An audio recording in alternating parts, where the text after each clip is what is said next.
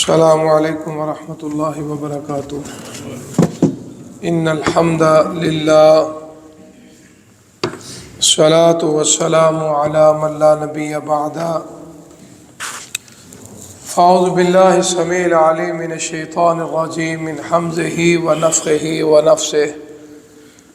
لا حول ولا قوة الا باللہ۔ بسم اللہ الرحمن الرحیم۔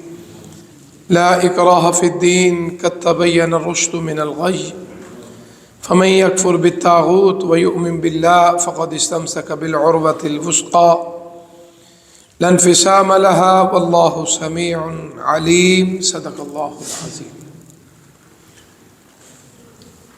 دین میں کوئی سختی، کوئی جبر، کوئی پریشانی نہیں، اور رب العالمین نے رشد اور غی، ہدایت کو گمراہی سے واضح کر دیا ہے کہ ہدایت یہ ہے اور گمراہی یہ ہے۔ جو بھی مرد عورت طاغوت، شیطانی چیزوں سے، شیطانی طاقتوں سے، کفر سے، شرک سے، منافقت سے، بدعات سے انکار کرے اور اپنے اللہ پہ صحیح معنوں میں ایمان لے آئے، وہ مضبوط کڑے کو پکڑ لیتا ہے، اس کا ٹوٹنا نہیں ہے، اتنا مضبوط ہے۔ اور جس طرح ہمارا رب سنتا ہے کوئی اور سن نہیں سکتا، جس طرح ہمارا رب جانتا ہے کوئی اور جانتا نہیں ہے۔ حضرات محترم، آج اللہ کے فضل و کرم سے 1447 ہجرہ کا 12واں روزہ ہے، دوسرا عشرہ شروع ہو چکا ہے۔ اللہ کے حضور دعا ہے کہ اللہ تعالیٰ اس ماہ مبارک کے مکمل فرض روزے رکھنے کی توفیق عطا فرمائے، اور جو شہری کھا کے اس کے گھر میں اس کی توفیق سے، اس کی اذن سے، اس کی اجازت سے آئے ہیں،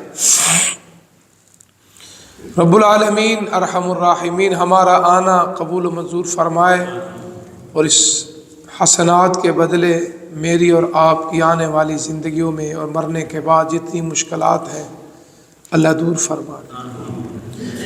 سورہ بقرہ کی اس آیت مبارکہ کے اندر فرمایا کسی کو زبردستی دین میں داخل نہیں کر سکتے، اور نہ ہی کسی کو مجبور کیا جا سکتا ہے، کیونکہ زبردستی کا کام جو ہوتا ہے وہ دل سے نہیں ہوتا۔ اس لیے اسلام نے جو جبری چیزیں ہیں اس کو جائز قرار نہیں دیا۔ جس طرح آپ کو پتہ ہے کہ جبری طلاق اسلام کے اندر نہیں ہے۔ اسلام نے بڑا خوبصورت دین ہے جو دین فطرت ہے۔ زبردستی آپ کسی کو مسلمان بنائیں گے وہ مرتد ہو جائے گا، کیونکہ اس کا دل نہیں چاہتا تھا۔ اور اس لیے اسلام کا یہ خوبصورت امتیازی خصوصیت ہے کہ جب کسی علاقے پہ حملہ کرتے ہیں تو فتح ہوتی ہے اللہ تعالیٰ کے فضل و کرم سے، تو ہم ان سے دو باتیں کرتے ہیں، یا تو اسلام قبول کر یا جزیہ یا ٹیکس دے دو۔ اس سے پتہ چلتا ہے ہمارا دین کسی کو مجبور نہیں کرتا۔ آپ جتنی مرضی کوشش کر لیں، جب تک میرا اور آپ کا رب کسی کو ہدایت دینا نہ چاہے اس کو ہدایت نہیں مل سکتی، چاہے وہ دوست ہے، چاہے وہ رشتہ دار ہے، چاہے وہ بہت پیارا ہے، کیونکہ پیار سے ہدایت نہیں ہے، محبت سے نہیں ہے۔ انک لا تہدی من احببت ولکن اللہ یہدی من یشاء۔ اللہ نے تو اپنے محبوب پیغمبر کو فرما دیا کہ جس کو آپ بہت پیار کرتے ہو، بہت پیارا سمجھتے ہو، بہت اچھا سمجھتے ہو، اگر آپ کا رب نہیں نہ چاہتا اس کو ہدایت دینا، آپ اس کو ہدایت نہیں دے سکتے۔ دیکھو یہ اللہ کی کلام ہے، آقا کا فرمان ہے، جتنا مرضی سن لیں، جتنا مرضی پڑھ لیں، جب تک ہمارا رب اثر پیدا نہیں نہ کرے گا کچھ بھی نہیں ہو سکتا۔ اسی طرح انسان کی اولاد ہے، بیوی ہے، دوست ہے، بہن بھائی ہے، آپ ان کو کوئی سمجھانا چاہتے ہیں، زور لگا لیں، جو مرضی طریقہ اختیار کر لیں، اگر اللہ کی طرف سے نہیں ہے تو کچھ نہیں ہو سکتا۔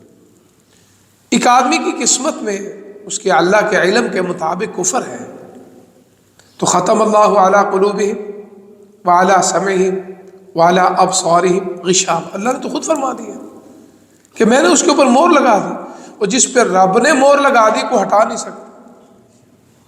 آپ دیکھیں آقا علیہ الصلوۃ والسلام کا سکا چاچا ہے، دیوار بھی سانجھی ہے، رشتہ دار بھی ہے، اور اپنی بیٹیوں کے نکاح بھی ہو چکے ہیں، رشتے بھی ہو چکے ہیں، لیکن اللہ نے کیا فرمایا؟ تبت یدا ابی لہب وتب۔ جرمن کا ایک سائنسدان تھا، اس کا ایک عرب مسلم ڈاکٹر یا سائنس سے دوستی تھی، تو اس نے کہا یار تم جو اللہ کا قرآن پڑھتے ہو کبھی مجھے بھی بھیجو، میں بھی پڑھوں۔ اس نے جرمن زبان میں یہ سورۃ لہب بھیجی، صرف سورۃ لہب، تبت یدا ابی لہب وتب ما اغنى عنہ مالہ وما کسب، صرف ایک سورت بھیجی۔ سورۃ اخلاص نہیں بھیجی، معوذتین نہیں بھیجا، سورہ بقرہ نہیں بھیجی۔ چند ماہ بعد پتہ چلا کہ وہ جرمن سائنسدان مسلمان ہو گئے۔ جب اس کی ملاقات ہوئی تو اس مسلم دوست نے، عربی نے اسے مبارکباد دی کہ یار اللہ نے تجھے ہدایت عطا فرمائی، سبب کیا بنا؟ کہنے لگا وہی جو تم نے ایک صورت بھیجی تھی۔ ہم سائنسدان لوگ ہم چیز کا نچوڑ نکالتے ہیں، میں نے صرف اس صورت کی جو ہے نا وہ تشریح، تفسیر، اور عالم اسلام میں جتنے لوگ تھے ان سے مشاہدات، ان کی گفتگو، ان کی تحریریں پڑھی، صرف اس صورت کی، تو مجھے اپنے رب کی سچائی اور اللہ کے نبی کی سچائی ثابت ہو گئی۔ وہ کہنے لگا کس طرح؟ کہنے لگا اللہ تعالیٰ نے فرمایا کہ ابو لہب اس کی اولاد ہلاک ہو جائے، بیوی ہلاک ہو جائے، تباہ و برباد ہو۔ میں نے اتنی تحقیق کی، کیا اس کی اولاد میں، اس کی بیوی میں کسی نے اسلام قبول کیا؟ نہیں کیا۔ اس کا مطلب ہے کہ جس رب کی کلام سچی ہے اس کا محبوب بھی سچا ہے۔ اتنی سی صورت کو اس نے اتنی بڑی بات پتہ یہ چلا کہ اللہ جب کسی کو ہدایت دینا چاہتا ہے تو ایک لفظ سے ہدایت مل جاتی ہے، اور ایک ایسے بدبخت اب سارا قرآن سنا دے، ساری بخاری سنا دے، ساری مسلم سنا دے، نہیں سمجھ۔ اس کی لکیر جہاں وہ پکا ہے نا وہ پکا ہی رہے گا۔ آپ ایک مسئلہ اس کو سمجھانا چاہتے ہیں کہ بھائی یہ آقا کی سنت ہے، جو مرضی کا جتنے مرضی دلائل دے دے وہ نہیں مانے گا۔ اس کا مطلب کیا ہے؟ جو اللہ نے فرما دی ختم اللہ علی قلوبہم وعلی سمعہم وعلی ابصارہم غشاوہ، اللہ کہتے ہیں میں نے مہر لگا دی ہے، اور جب رب کہنے مہر لگا دی، دنیا کی کوئی طاقت مہر ہٹا سکتی ہے؟ نہیں ہٹا سکتی۔ تو دیکھو ابو لہب تباہ ہو گیا، اس کی بیوی تباہ ہو گئی، اس کی اولاد تباہ ہو گئی۔ پتہ چلا کہ ہمارے رب کے فیصلے اٹل ہیں۔ تو اس لیے اللہ فرماتے ہیں اس پہلی آیت کے حصے میں کہ دین میں جبر نہیں، کسی کو زبردستی آپ نمازی نہیں بنا سکتے۔ آپ مسجد میں لے آ کے کھڑا تو کر سکتے ہیں لیکن اس کے دل کو چینج نہیں کر سکتے۔ اس لیے اللہ کی صفت ہے مقلب القلوب، یہ ہمارے رب کی صفت ہے۔ یہ جو میرا اور آپ کا دل ہے نا، اس کو پھیرنے والی ذات صرف ہمارے رب کی ہے، اور دنیا میں کوئی ایسی فیکٹری نہیں، دنیا میں کوئی ایسا آلہ نہیں، دنیا میں کوئی ایسی مشین نہیں کہ اس دل کی حالت کو بدل سکے۔ بیمار ہے تو علاج تو ہو سکتا ہے، سب کچھ ہو سکتا ہے، لیکن اس کی جو کفیات ہے جو دین کے لیے ہے اس کو کوئی چینج نہیں کر سکتا۔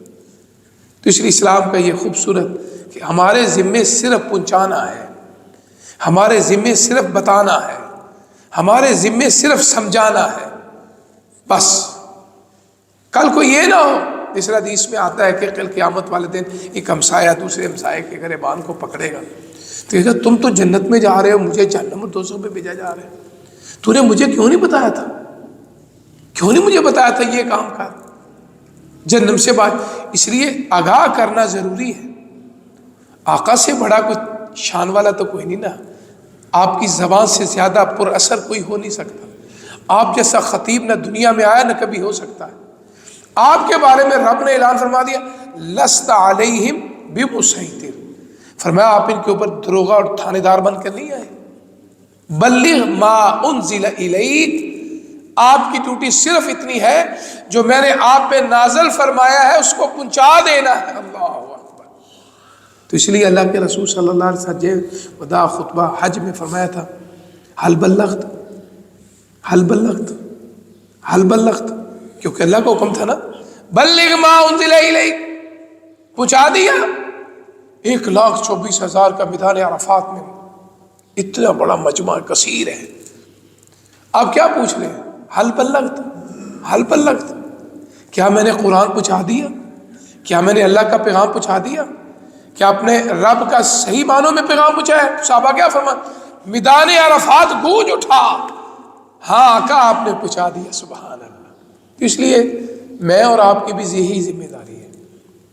آپ باپ ہیں، آپ کی بھی یہی ذمہ داری ہے، ماں ہے، آپ کی یہی ذمہ داری ہے۔ آپ کو اللہ نے دین کی سمجھ دی ہے، قرآن کی کوئی آیت آتی ہے، کوئی حدیث آتی ہے، اپنے پاس نہ رکھو، عمل بھی کرو، کسی کو سنا بھی دو، پہنچا دو۔ جب آپ پہنچا دیں گے تو آپ بری ہوگے۔ اب ہدایت دینی ہے ہمارے رب نے دینی ہے۔ اس لیے یہ اللہ تعالیٰ نے اس آیت میں لا اکراہ فی الدین، دین میں کوئی جبر نہیں، کوئی سختی نہیں۔ اور دوسری جانب اللہ نے فرما دیا لا یکلف اللہ نفسا الا وسعہا، اللہ کسی نفس کو اس کی طاقت سے زیادہ تکلیف۔ دیکھو کتنا ہمارا دین آسان ہے۔ بیمار ہے روزہ نہ رکھے، مسافر ہے روزہ نہ رکھے، کھڑے ہو کے نماز نہیں پڑھتا بیٹھ کے پڑھ لے، بیٹھ کے نہیں پڑھ سکتا لیٹ کے پڑھ لو، سبحان اللہ۔ اللہ نے تو ہمارے لیے اتنی آسانیوں کے دروازے کھول دیے۔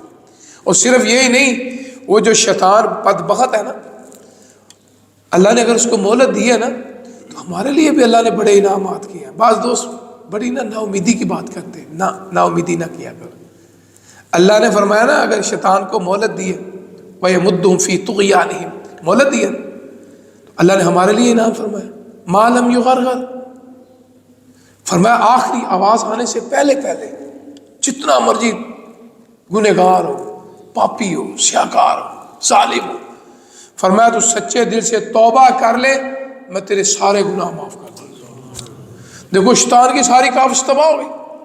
اگر کوئی آدمی غلطی شیطان کرواتا ہے تو دیکھو دین کتنا آسان ہے، فرمایا مسجد میں آ جا، وضو کر، نماز پڑھ، سارا گناہ معاف۔ لو آپ صلی اللہ علیہ وسلم کے ایک صحابی تھے، وہ آپ صلی اللہ علیہ وسلم مسجد نبی میں تشریف فرما تھے، اللہ اکبر، تو کہنے لگا آقا مجھ سے ایک غلطی ہوگی، میرے اوپر حد جاری فرمائے۔ دیکھو جن کو آخرت کی فکر ہے وہ کتنا ڈرتے ہیں، وہ غلطی ہو جائے تو جلدی جلدی کہتے ہیں یہ کام نپٹا جائے، شیطان کے چکر میں آ گیا یا جو بھی مسئلہ۔ آقا میرے اوپر کو حد جاری فرمائے، مجھے سزا دے، میں نے کوئی جرمانہ کرے، آپ خاموش رہے۔ حدیث میں آتا اس نے پھر کہا آپ پھر خاموش، اس نے پھر کہا آپ پھر خاموش۔ جناب بلال رضی اللہ عنہ اٹھے، انہوں نے اذان کہی تو اس صحابی نے بھی اٹھ کے وضو کیا، نماز پڑھی، وہ پھر آ گیا۔ کیونکہ اندر یہ مفتی جو ہے نا میرا اور آپ کا، یہ ہمیں جگاتا ہے۔ علیحدہ بات ہے ہم اس کو تپ تپاتے ہیں، کچھ ہو جائے خیر ہے کوئی بات نہیں، کرنے دو کرنے دو کرنے دو، یہ جگاتا ہے، یہ الارم ہے ہمارا، یہ کام ٹھیک نہیں ہے، باز آ جا، نہ کر نہ کر نہ کر، اللہ کے پاس جانا ہے، اللہ دیکھ رہا ہے۔ ہم اس کو پھر دبانے کی کوشش کرتے ہیں۔ تو کیا یہ اچھا ہے کہ اس کی ٹن ٹن سے، اس کے روکنے سے اگر رک جائے سمجھو جہنم کی آگ سے بچ گیا۔ صحابی پھر ہو گیا آقا مجھ سے غلطی ہوگی۔ فرمایا تو نے وضو کیا؟ ہاں وضو کیا۔ نماز پڑھی، جا اللہ نے تیرا گناہ معاف کر دیا۔ حدیث میں آتا ہے آقا نے اس کا جرم نہیں پوچھا، اس کی غلطی نہیں پوچھی۔ آگے لوگ کہتے ہیں فلاں فلاں فلاں، اس حدیث کے اندر آتا ہے کہ آپ نے اس سے سوال نہیں کیا۔ دیکھو اللہ کی کتنی بڑی رحمت ہے۔ تو اس لیے اللہ تعالیٰ مجھے اور آپ کو رب کی آسانیاں اور رحمتیں جو ہیں قبول کرنے کی توفیق عطا فرمائے۔ وآخر دعوانا الحمدللہ رب العالمین۔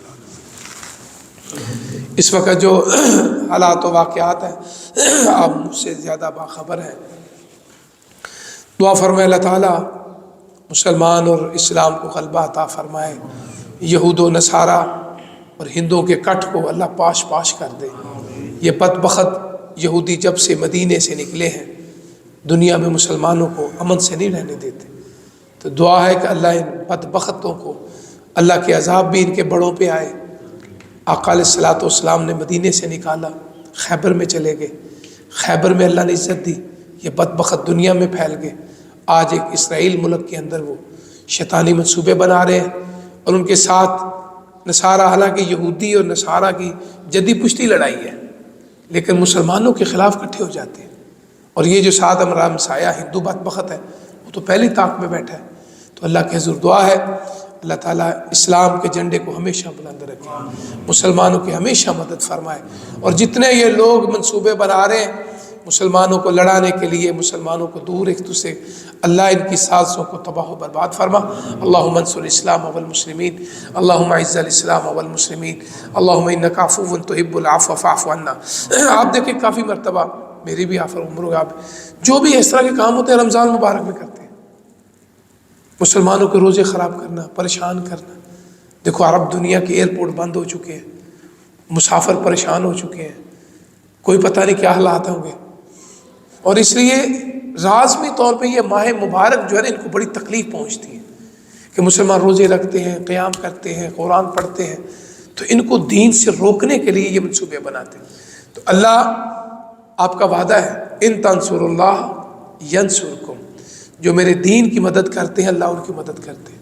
اللہ ہم تیرے محبوب کو ماننے والے ہیں، اللہ ہماری غیبی مدد فرما، ہمارے وطن عزیز وطن پاکستان کی حفاظت فرما، اور جو اس کے مخلص محافظ ہیں اللہ ان کی بھی حفاظت فرما۔